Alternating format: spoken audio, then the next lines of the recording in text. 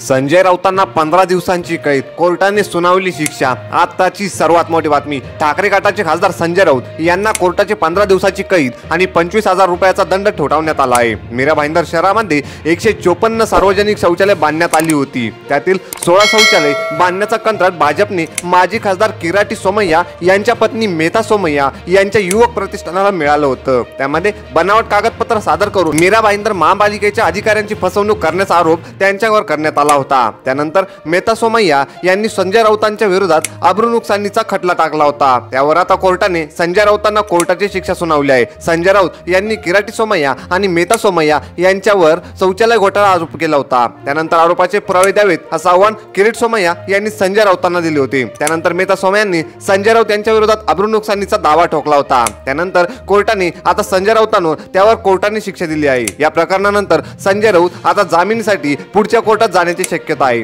संजय राऊतांनी कोर्टाने शिक्षा दिल्यानंतर मेधा सोमय्या यांनी आपली प्रतिक्रिया व्यक्त केली आहे। माझ्या कुटुंबावर, माझ्या मुलांवरती कोणी अन्याय करण्याचा प्रयत्न करेल त्यावर अन्य गृहिणींप्रमाणे मी एक सर्वसामान्य शिक्षिका म्हणून लढेल। त्यावर मला न्यायालयाने योग्य तो न्याय दिला पाहिजे आणि मी समाजसेवा करते आणि मुलांना शिक्षणही देते। या दोन्ही गोष्टींचा सन्मान न्यायालयाने केला आहे। याबाबत मला ॲडव्होकेट विवेकानंद गुप्ता आणि श्रीकरण यांची खूप मदत झाली। या प्रकरणात मला आता न्यायव्यवस्थेवर विश्वास वाढला आहे असंही त्या म्हणाल्या।